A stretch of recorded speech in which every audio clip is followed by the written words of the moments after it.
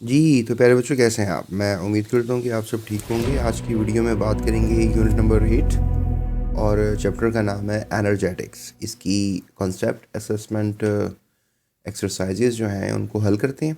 So welcome to GS academy YouTube channel.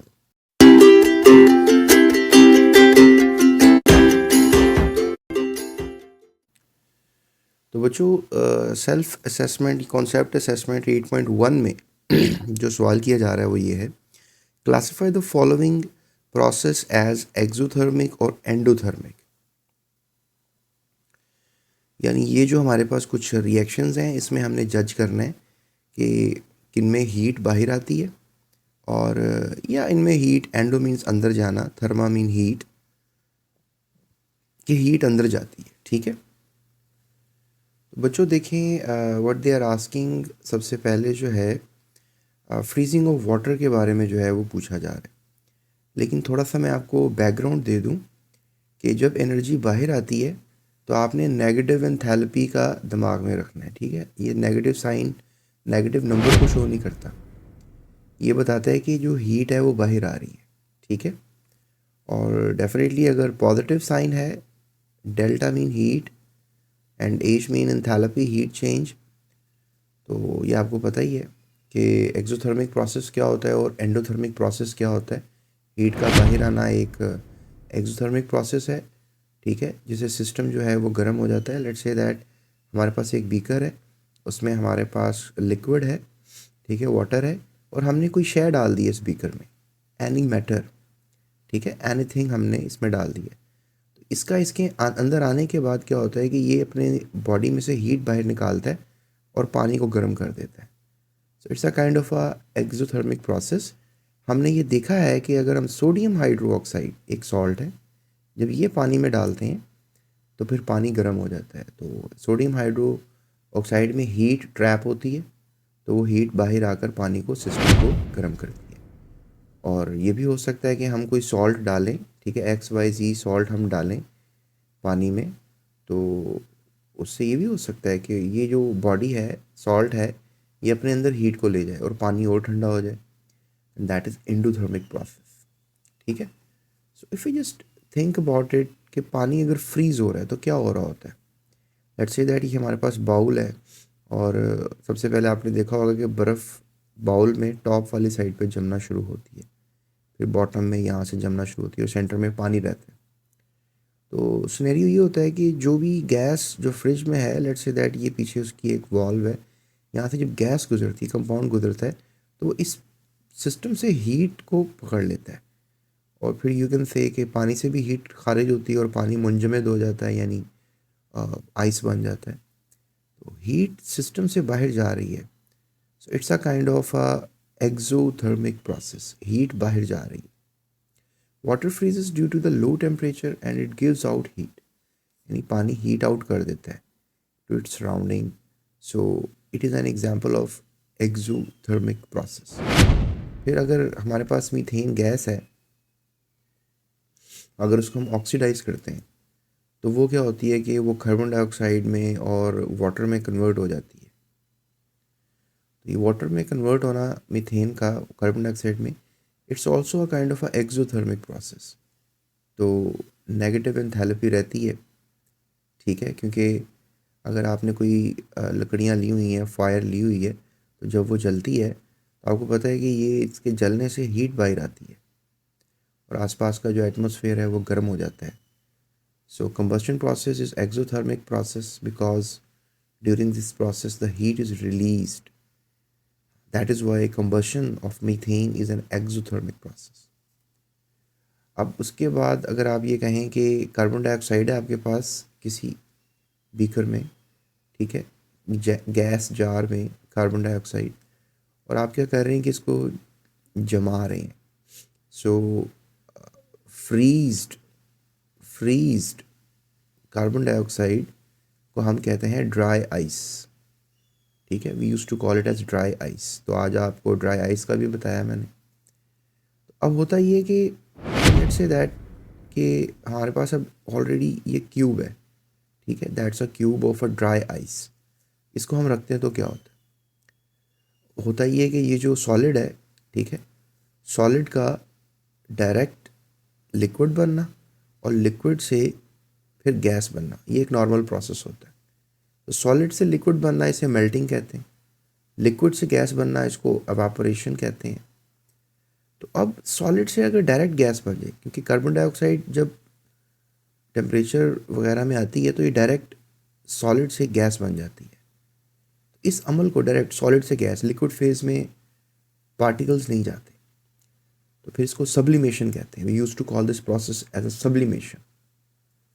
तो sublimation एक process है जिसमें सॉलिड डायरेक्टली गैस में यानी वेपर्स में कन्वर्ट हो जाता है, कार्बन डाइऑक्साइड के हो या पानी के हो, बजाय कि वो लिक्विड में कन्वर्ट होता। तो लेट्स से दैट जो गैस के वेपर्स हैं हाईली एनर्जाइज्ड हैं and energy is required for this process, तो यू कैन से कि सिस्टम से जो है वो एनर्जी ली जाती है। जहाँ कार्बन डाइऑक्साइड सॉलिड पड़ी होगी वहाँ पर आसपास का एनवायरनमेंट ठंडा हो जाएगा।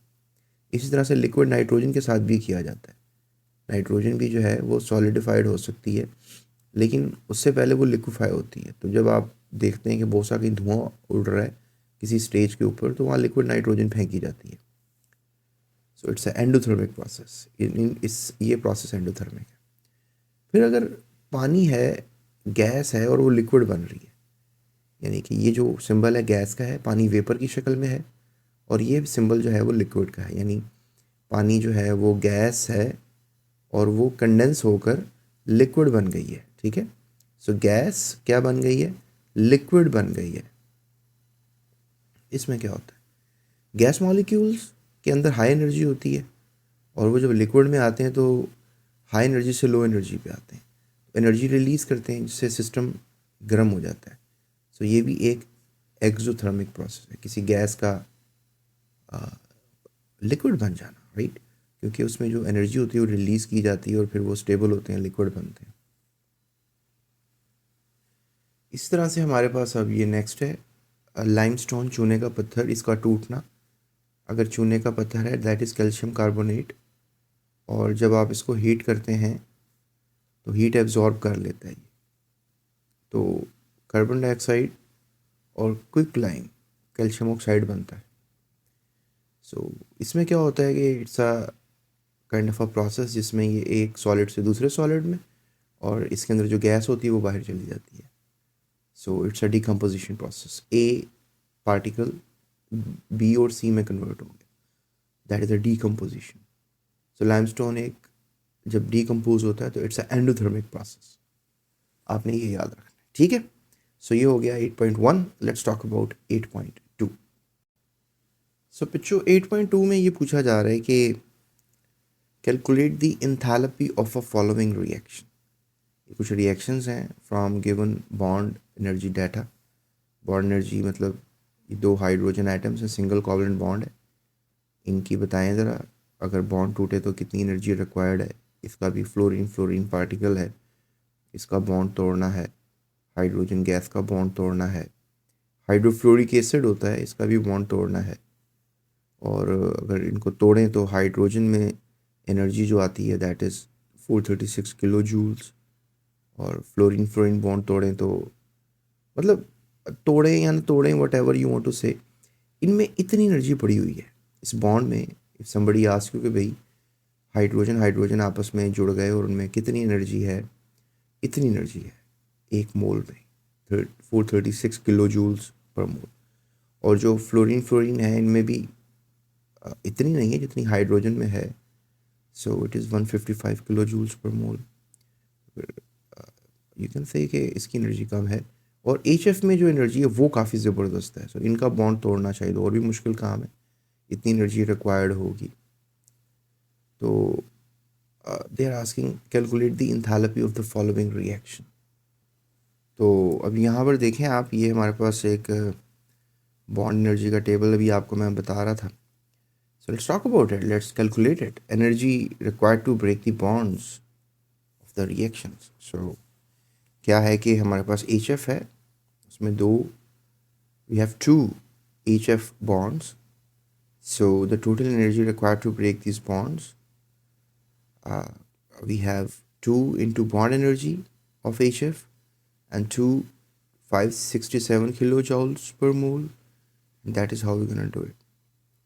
And you ask me a question, why you're multiplying it with the 2 as he's given the bond energy. So let me try to explain you with the help of example. Like अगर HF है and we have some bond energy with it, and we have another molecule, right? And what we get after that, कि bond shift होता है, ठीक है? So let me just clear this thing first. Okay.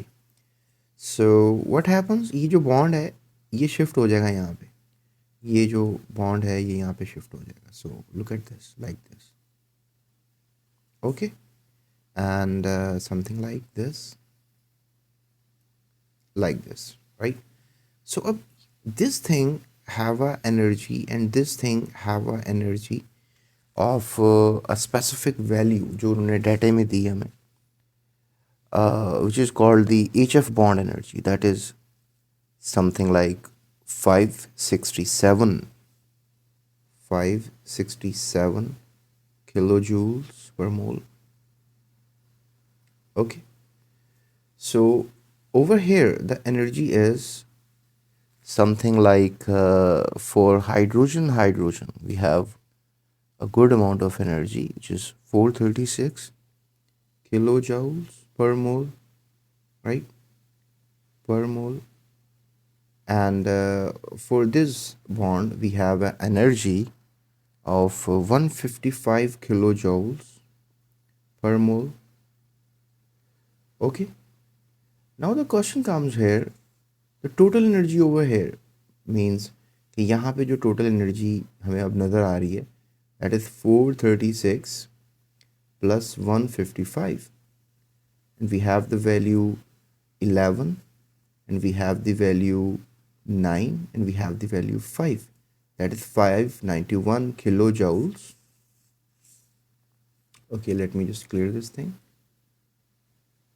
Okay, so that is right, this value. Okay, so what we have the value 567 kilojoules per mole, the total value over है. आप समझ लो कि इसका half कर दोगे तो इसकी energy बन जाएगी और हाफ इसकी बन जाएगी, दोनों के मिला के. ये फ़र्क क्या है, पहले हमारे पास 567 एनर्जी थी और जब कंपाउंड बन गया, so these are basically reactants. Let me tell you honestly, ये रिएक्टेंट्स हैं. ओके, और ये क्या है, प्रोडक्ट्स. क्या है ये, प्रोडक्ट्स. तो अब जो प्रोडक्ट्स की हमारे पास एनर्जी है वो ये है, और कैलकुलेशन कर रही है ना बॉन्ड एनर्जी डिफरेंस की, और ये हमारे पास रिएक्टेंट्स की एनर्जी. दो इसी इक्वेशन को अगर आप मुझे कहें सर सिंप्लीफाइड करके लिखें, I'm write 2HF particles, they break down and they produces hydrogen gas and fluorine molecule. Okay, so they have energy of 567, and there we have energy of 591. तो लेट्स कैलकुलेट इट कि क्या फ़र्क आया. यानी इस particle की energy कम है और इसमें एनर्जी थोड़ी ज़्यादा आ गई है.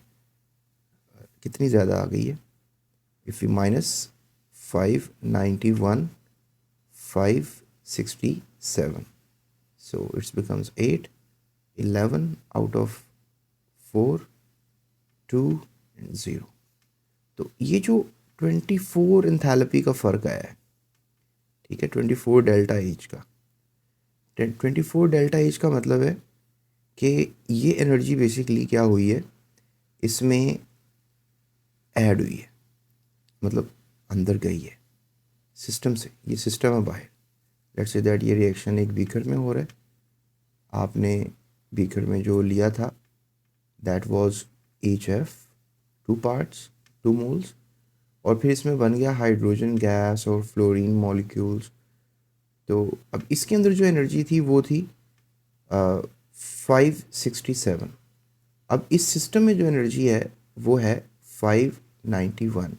डिफरेंस दोनों में आ रहा है 24 किलो जूल्स का, ओके, पर मोल। तो अब मेरा सवाल ये है आपसे कि अगर ये डिफरेंस आ रहा है तो ये एनर्जी कहाँ से आई है? अब आसपास क्या है, कोई हवा हो सकती है या कोई मीडियम, वहाँ से एनर्जी अंदर आ रही है। So it's a endothermic process. एक बात तय हो गई है क्योंकि एनर्जी अंदर गई है, और हमने पढ़ा है कि एनर्जी अगर अंदर जाए तो that is endothermic process. That is endothermic process, अगर एनर्जी अंदर जाए। अब अंदर गई है तो मीन्स दैट बाहर नहीं आई। अंदर जाने के लिए हम पॉजिटिव एंथैल्पी का यूज़ करते हैं। So positive 24 kilo joules per मोल एनर्जी जो है वो अंदर गई है। So that's the science. ये वो पूछ रहे थे, कैलकुलेट करें क्या डिफरेंस आया है। So I hope you are getting it. If you want notes, आप डिस्क्रिप्शन में दिए हुए नंबर पर रब्ता करें। माइनर सी अमाउंट पे कर आप इस चैप्टर के नोट्स हासिल कर सकते हैं। So what the theory is, we have reactants, उसमें हमने 2 मोल यूज़ किया, उसमें 2 मोल बॉन्ड एनर्जी ये थी, ठीक है। So okay, so we have done a mistake, right, we have done a big mistake I think. What was the mistake कि मैंने एक ही बॉन्ड से कैलकुलेशन शुरू कर दी। We have to calculate for two things. H F की एक सिंगल पार्टिकल की बॉन्ड, आई वाज थिंकिंग कि इन दोनों की इन्होंने दी हुई है। So we have to create a difference plus, right, we have to place plus 567, right? और अब अगर मैं इसमें टोटल करूँगा तो दैट बिकम्स समथिंग लाइक 1134। तो we just don't need to play a rocket science. यहाँ पे जहाँ पे हमने 567 लिखा है, वहाँ पे हमने क्या लिख देना है, 1134। तो यहाँ पर वैल्यू ज़्यादा थी एनर्जी की, यहाँ पर कम है। यानी एनर्जी अब क्या हो रहा है कि सिस्टम से बाहर गई है। अब तो उल्टा हो गया क्या उल्टा हो गया कि एंडोथर्मिक की जगह क्या हो गया, एक्सोथर्मिक हो गया, राइट। पहली बात मैंने आपको ठीक समझाई है, गलत नहीं समझाई। मैंने सिर्फ इसी को एनर्जी ले लिया ना, लेकिन 2 बॉन्ड्स थे। मैं समझा ये दोनों बॉन्ड्स की एनर्जी ये है, लेकिन थोड़ा सा मिसकॉन्सेप्ट हो गया कि इसकी एनर्जी ये है और इसकी भी एनर्जी जो है वो ये है। दोनों को जमा करो तो ये बनती है। सो अगर ये एनर्जी थी सिस्टम में यहाँ पर, और अब सिस्टम में क्या एनर्जी है, उसको जमा कर लें। तो अभी हमने जब जमा किया था इन दोनों वैल्यूज़ को, तो हमारे पास 591 की वैल्यू आई थी, राइट। तो अब डेफिनेटली आप 1134 में से 591 को माइनस करेंगे तो 4 out of 1 is 3 and become 0 and 13, that is 4 and 0 10 out of 5 is 5। 543 का फ़र्क आया है, ठीक है, 543 का फ़र्क आया। That is being getting out. ये एनर्जी सिस्टम से क्या हो रही है, आउट हो रही है। So that makes an idea of exothermic reaction, not endothermic, right. I hope so आप समझ गए होंगे। दोनों को किया तो we got this energy. And energy change निकालने के लिए कैसे करेंगे, energy required that is the value, energy released that is the value, right, 591। That is the difference. Enthalpy change क्या आया, 543 किलो जूल्स पर मोल। 543 kilo joules per mole difference आया। So I hope so you are getting the point, right. So थोड़ा सा मैंने tough कर दिया इसको, I am sorry for this, लेकिन hope so I will try to manage it next time. So videos के साथ रहिएगा। अब अगली प्रॉब्लम्स को भी हल करते हैं और जानते हैं कि नेक्स्ट शॉर्ट क्वेश्चंस, एमसीक्यूज़ और लॉन्ग क्वेश्चंस, इसके आंसर्स क्या हैं। सो जीएस एकेडमी के साथ रहिएगा, सब्सक्राइब करें और अपना ख्याल रखिएगा। Thank you for watching. GS Academy.